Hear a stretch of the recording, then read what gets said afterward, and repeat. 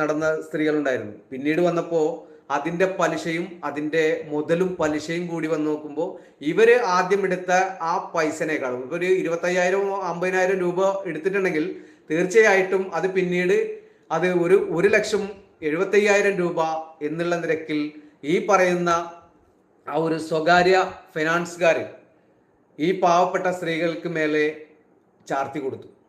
എങ്ങനെയാണ് ഇതിൽ നിന്നൊക്കെ ഒരു മോചനം ഉണ്ടാകുക? അപ്പോൾ ഇവിടുത്തെ ഗവൺമെന്റ് തന്നെ നമ്മുടെ സാധാരണക്കാരെ ഏത് രൂപത്തിലാണ് പിഴിയേണ്ടത് എന്നുള്ളതിനെ കുറിച്ച് അവര് മറ്റ് ഒരു പ്രൈവറ്റ് സ്ഥാപനങ്ങൾക്ക് ലൈസൻസ് കൊടുക്കുകയും അവർക്ക് വേണ്ടുന്ന എല്ലാ ഒത്താശയും നൽകുന്ന ഈ ഗവൺമെന്റ് ഇങ്ങനെ നിലനിൽക്കുകയാണെന്നുണ്ടെങ്കിൽ തീർച്ചയായിട്ടും കേരളത്തിലുള്ള മനുഷ്യന്മാർക്ക് ഒരു പുരോഗമനം എന്ന് പറയുന്ന ആ ഒരു സ്വപ്നം തീർച്ചയായിട്ടും ഉണ്ടാവാൻ യാതൊരുവിധ സാധ്യതയില്ല. കാരണം ഒരു വീട്, സ്വന്തമായിട്ടൊരു വീട് പണിയണമെന്നുണ്ടെങ്കിൽ അതിന്റെ സ്ക്വയർ ഫീറ്റിനനുസരിച്ച് പഞ്ചായത്തിൽ നമ്മൾ ആ ഒരു സാങ്ഷനും മറ്റുള്ള കാര്യങ്ങളും എടുക്കാൻ വേണ്ടി ചെന്ന് കഴിഞ്ഞാൽ അത് എത്ര സ്ക്വയർ ഫീറ്റ് ഉണ്ടോ ആ സ്ക്വയർ ഫീറ്റും കാര്യങ്ങളൊക്കെ അവർ വന്ന് നോക്കി അത് കണക്ക് കറക്റ്റ് മറ്റേ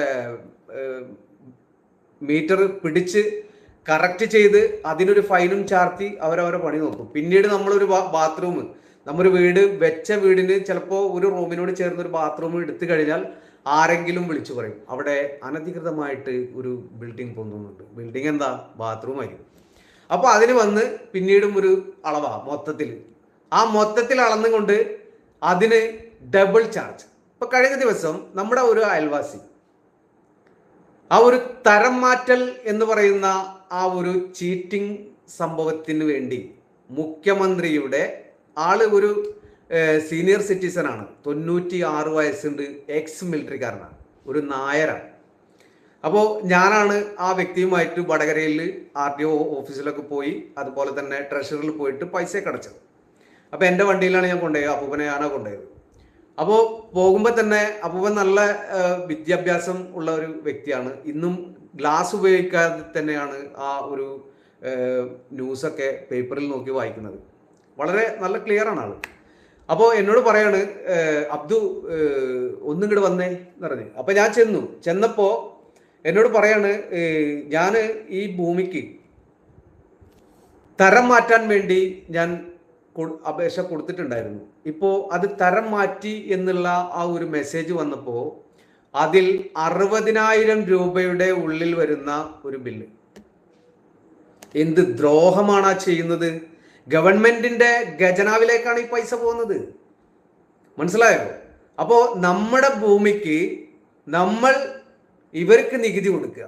നമ്മുടെ ഭൂമി, നമ്മൊരു ഭൂമി എടുത്തു കഴിഞ്ഞാൽ നമ്മുടെ ഭൂമിയിൽ നമുക്ക് എന്തും ചെയ്യാനുള്ള ആ ഒരു അവകാശമുണ്ട് എന്ന് പറഞ്ഞ് മുദ്ര പേപ്പറിൽ എഴുതി വെക്കുന്ന ആ ഒരു കാര്യങ്ങളെ അത് സ്വീകരിച്ചു എന്ന് പറഞ്ഞ് ആ മുദ്ര പേപ്പർ, അതിന്റെ സ്റ്റാമ്പിന്റെ റേറ്റ് തന്നെ ഭയങ്കരമാണ്.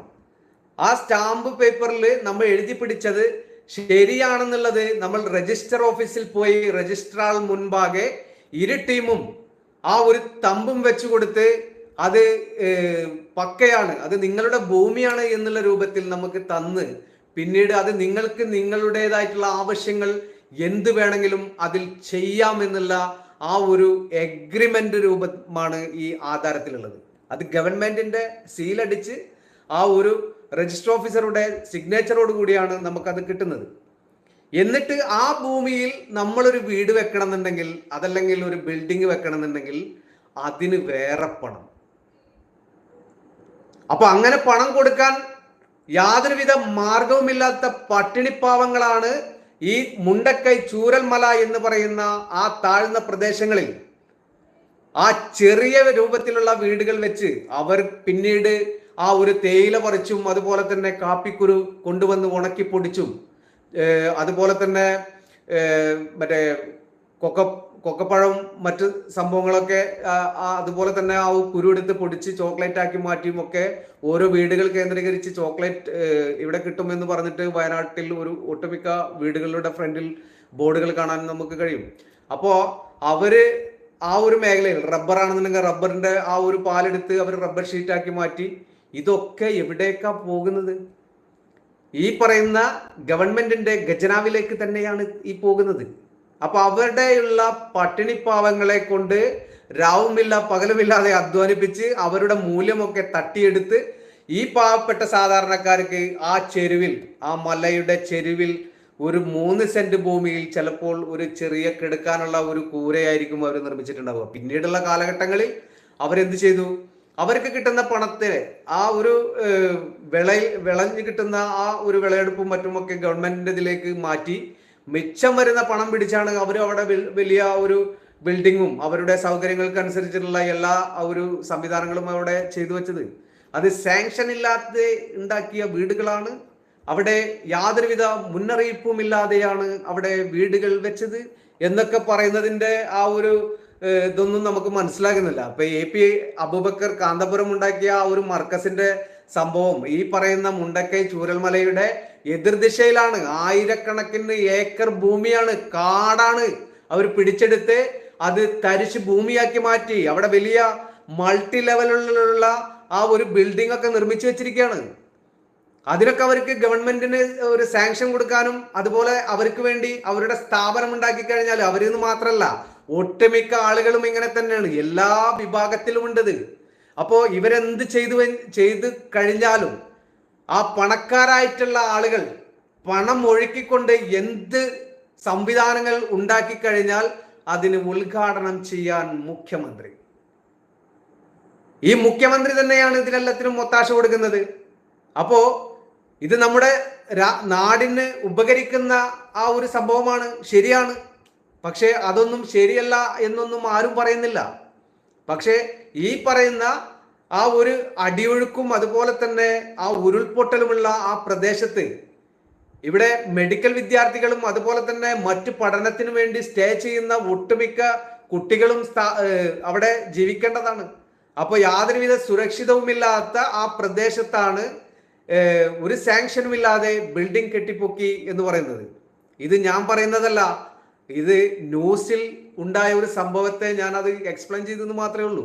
അപ്പൊ നമുക്ക് സ്വാഭാവികമായിട്ടും നമുക്ക് ചിന്തിക്കാവുന്ന വിഷയങ്ങളാണ് ഈ നാട്ടിൽ നടക്കുന്ന ഒട്ടുമിക്ക സംഭവങ്ങളും. ഇപ്പോ താജ്മഹലിനെ കുറിച്ച് ബ്രസീലിയൻ പ്രധാനമന്ത്രി വേറെന്തൊക്കെ പറഞ്ഞിട്ടുണ്ട്. ഏറ്റവും കൂടുതൽ വരുമാനം കിട്ടുന്ന ഒരു വേൾഡിൽ വരുമാനം കിട്ടുന്ന ഒരു സംഭവമാണ് താജ്മഹൽ എന്നൊക്കെ. മുൻപൊക്കെ നമ്മുടെ നാട്ടിൽ പറയുമായിരുന്നു ഗുരുവായൂർ അമ്പലത്തിനാണ് ഏറ്റവും കൂടുതൽ പണം വന്നുകൊണ്ടിരിക്കുന്നത്. ഒരിക്കൽ പറഞ്ഞു ശബരിമലക്കാണ് ഏറ്റവും കൂടുതൽ പണം വന്നുകൊണ്ടിരിക്കുന്നത്. അപ്പൊ തന്നെ മുസ്ലിങ്ങൾ പറയും ഞങ്ങൾക്ക് പുത്തമ്പള്ളി എന്ന് പറയുന്ന ആ ഒരു പള്ളിയിലാണ് ഏറ്റവും കൂടുതൽ പണം വരുന്നത്. ആരെ കാണിക്കാൻ, ആരെ കേൾപ്പിക്കാൻ വേണ്ടിയിട്ടാണ് നിങ്ങൾ ഈ മത്സരിക്കുന്നത്?